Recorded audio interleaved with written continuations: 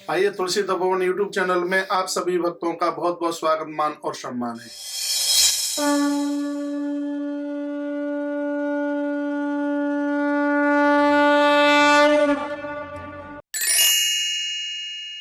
आइए तुलसी Tapovan YouTube channel में आप सभी भक्तों का बहुत बहुत स्वागत है।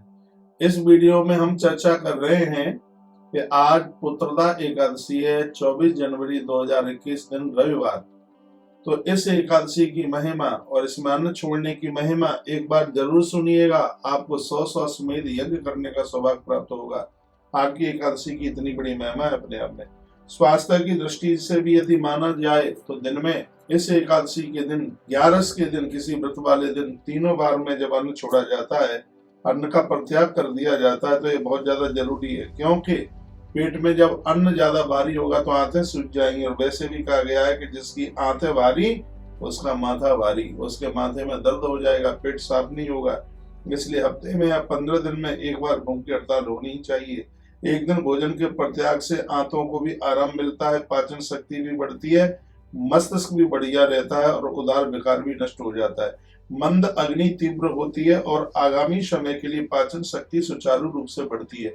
स्वास्थ्य के लिए इतना फायदेमंद है कि हफ्ते में या 15 दिन में जिसने एक बार अपना अन्न छोड़ा है, विदेशी डॉक्टर लोगों ने भी ये कहा है कि उन लोगों को कभी जीवन में कैंसर का रोग नहीं हो सकता, उनकी किडनी फेल नहीं हो सकती और उनके लीवर के ऊपर कभी सूजन नहीं आ सकती। तो यह अन्न छोड़ने के ये इतने बड़े बड़े फायदे हैं। देखिए, एक तो अन्न छोड़ने से स्वास्थ्य को लाभ मिलता है, और दूसरा भगवत भक्ति, मन को शांति मिलती है। कोई भी आप व्रत करते हैं, इसके द्वारा व्यक्ति तनाव मुक्त होता है। इसलिए व्यक्ति को अपने जीवन काल में एक ऐसा सिस्टम बना लेना चाहिए कि वह व्रत जरूर करे। आइए अब मैं आपके बीच में चर्चा कर रहा हूं कि आज पुत्रदा एकादशी है। आप जब भी एकादशी करते हैं तो दशमी की रात्रि को आप लहसुन प्याज छोड़े और अन्न खाइएगा। और वैसे तो रात को अन्न ना खाएं, उसको सूर्य अस्त होने से पहले ले लें तो ज्यादा ठीक है। दशमी की रात्रि को आप जमीन पर सोइए। 11 को यानी जिस दिन आप व्रत कर रहे हैं उस दिन सूर्य उदय होने से कम 1 घंटा 24 मिनट पहले बिस्तर छोड़िए। चोटी तक पानी डाल करके पुरुषों को स्नान, माताएं भींगा कपड़ा अपने सिर के ऊपर लगा ले, उस प्रकार से वह स्नान कर सकती हैं। अब आइए इस व्रत को करने के लिए। व्रत की विधि है, इसमें भगवान नारायण को गौ माता के कच्चे दूध से इसमें स्नान करना पड़ता है। आप ध्यान देंगे 23 तारीख को ये रात्रि को 8 बज करके लगभग 55 मिनट से एकादशी आरंभ हो रही है, जो कि 24 तारीख को रात्रि को लगभग 11 बजे तक एकादशी है। और इसका जो व्रत पारण है वो 7 बज के लगभग 10-12 मिनट पर ये 25 तारीख को है। इसलिए संतान की कामना रखने वाली मेरी भगनियां, मेरी माताएं, आप इस व्रत को आप जरूर कीजिएगा। इस व्रत के द्वारा अपराधों का तो नाश होते ही है और नाश होता ही है, और सबसे बड़ी बात है वंश वृद्धि नहीं रुकती। पूस शुक्ल पक्ष की जो ये एकादशी है, जिसका नाम है पुत्रदा एकादशी, कुल वंश परंपरा के लिए ये धरती पर एक वरदान है।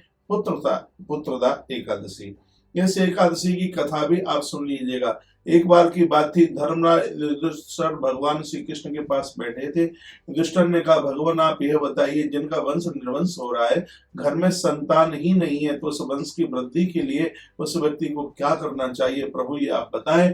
तब भगवान श्री कृष्ण ने कहा, बड़े भैया सुनिए, इसके उपाय के लिए मुझे एक उपाय सूझता है। वो ये है कि पूस शुक्ल पक्ष की जो एकादशी है, पुत्रदा एकादशी के नाम से जिसको जाना जाता है, जिनको संतान की प्राप्ति चाहिए वह पूस की इस एकादशी को अवश्य करें, ये भगवान ने कहा। पद्म पुराण के अंतर्गत इस एकादशी की बहुत बड़ी महिमा का वर्णन किया गया है, और ये कहा कि सुकेतु मान नाम के राजा थे, उनकी पत्नी का नाम था चंपावती। दोनों के घर में किसी भी प्रकार की संतान का जन्म नहीं हो पाया, और वह बड़े दुखी थे, बड़े परेशान थे, और इतने परेशान थे कभी कभी तो उनको लगता था कि हम बिल्कुल दुनिया छोड़ करके चले जाएं। तब पत्नी ने कहा कि किसी न किसी महापुरुष का आप पता लगाइए, उनके चरणों में पहुंच करके हमें निश्चित रूप से इस बात का समाधान मिलेगा। तब दोनों के दोनों महापुरुष के पास, एक संत के पास में पहुंचे, चरणों में वंदन प्रणाम किया और कहा, गुरुदेव हम बहुत ज्यादा दुखी है, हमारे यहाँ कोई संतान नहीं है। एक पहाड़ी पर बैठा हुआ महापुरुष जहाँ झरने झरझर झर रहे हैं, जहाँ शीतल मंद और सुगंध तीन तरह की हवा चल रही है। सिंह महापुरुष से मिलने को आता है और उनके तलवे चाट करके जाता है, उनकी परिक्रमा करके जाता है। वहां मोर पंख डालते हुए वहां मयूरों की कोई कमी नहीं है। और इतना ही नहीं, वहां बंदर और भालू और पूरा का पूरा जीव समुदाय इन महापुरुषों से इतना स्नेह प्रेम करता है। बगल में बहने वाली नदी कावेरी और उसमें से रिमझिम पानी बहता हुआ बाढ़ के साथ में, ऐसा लगता था कि वह महात्मा का अभिषेक करने के लिए चल करके आ रहा हो। और वहां पर इतनी हरितमा दिखाई देती थी, पहाड़ और वन्य जीव महापुरुष से इतना स्नेह प्रेम करते थे। तभी इस दंपति ने वहां जाकर चरणों में वंदन प्रणाम किया और कहा, हे गुरुवर, आप कृपा कर दीजिए, हमारे यहाँ कोई किसी भी प्रकार की संतान नहीं है, आप कृपा करें, हमें संतान की प्राप्ति हो जाए। तब सुकेतु मान नाम के राजा से और चंपावती जो कि उनकी पत्नी है, उनसे महात्मा जी ने कहा कि सुनिए, आप बहुत समय पर, अच्छे समय पर चल के आए हैं। प्रभु कृपा से आज फूस मास के शुक्ल पक्ष की आज एकादशी है, इसका नाम ही पुत्रदा एकादशी है।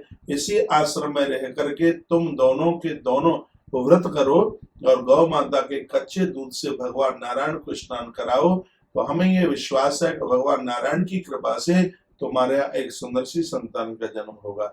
24 साल तक जिस नारी के कोई संतान नहीं थी, जो भारी दुखी थे, एक संत ने जब यह एकादशी के बारे में बताया, राजा रानी ने दोनों ने व्रत किया, गौ माता के कच्चे दूध से भगवान नारायण को स्नान कराया, धरती पर सोए और उन्होंने फलियार में सिर्फ उन्होंने दुग्ध ही लेकर के इस व्रत को पूरा किया।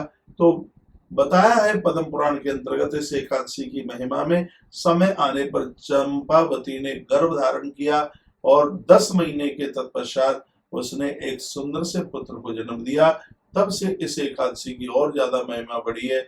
भगवान श्री कृष्ण कहते हैं, धर्मराज, जो भी कोई स्त्री पुरुष श्रद्धा के साथ में फूस शुक्ल पक्ष की इस पुत्रदा एकादशी का व्रत करते हैं, उनके जीवन की कभी वंश वृद्धि नहीं रुकती। इसलिए हम आप सभी भक्तों को निवेदन करना चाहेंगे, व्रतों का सम्राट है 11, एकादशी का व्रत जरूर करना चाहिए। ये व्रत है 3 दिन में पूरा होता है। दशमी की रात को भोजन नहीं किया जाता, एकादशी के दिन एक ही बार फलाहार किया जाता है और द्वादशी के दिन एक ही बार आहार लिया जाता है, भोजन एक ही बार लिया जाता है। इसमें भगवान को वंदन और प्रणाम किया जाता है, तुलसी माँ की परिक्रमा की जाती है, गंगा का आचमन किया जाता है, सूर्य उदित होने से ही पहले स्नान किया जाता है। आप कोई भी व्रत करते हैं, यदि सूर्य उदित होने से पहले स्नान न किया जाए तो कोई भी व्रत है वो अपने आप में पूरा नहीं माना जाता। इसलिए पुत्रदा एकादशी के बारे में सुनने वाले सभी महानुभाव इस बात का ध्यान रखेंगे, वंश वृद्धि के लिए पुत्रदा एकादशी इस धरती का एक वरदान है। हमें विश्वास है कि ये वीडियो जरूर आपकी समझ में आई होगी और आप इसकी सराहना भी करेंगे। वीडियो को लाइक करते हुए आगे शेयर भी करें। तुलसी तपोवन यूट्यूब चैनल के साथ आप पहली बार जुड़े हुए हैं तो चैनल को सब्सक्राइब कीजिए, बेल आइकॉन जरूर दबाइए। आप भारत की धरा पर रहने वाले सभी महानुभाव जो कि इस वीडियो को आपने पूरा सुना है, इसलिए आपके लिए बहुत बहुत धन्यवाद है। भगवान नारायण आपके ऊपर बहुत कृपा का वर्षण करें। और अगली वीडियो में हम एक राष्ट्र धर्म की बात लेकर के आ रहे हैं, जो कि 26 जनवरी जो कि हमारा गणतंत्र दिवस है, जो कि भारत माता के लिए ये कुछ पंक्तियां समर्पित होंगी। इस वीडियो को भी आप जरूर सुनिएगा। आइए इन्हीं शब्दों के साथ एकादशी मैया की जय बोलते हैं और जय श्री कृष्ण, जय श्री राम, जय गौ माता, जय राधे श्याम।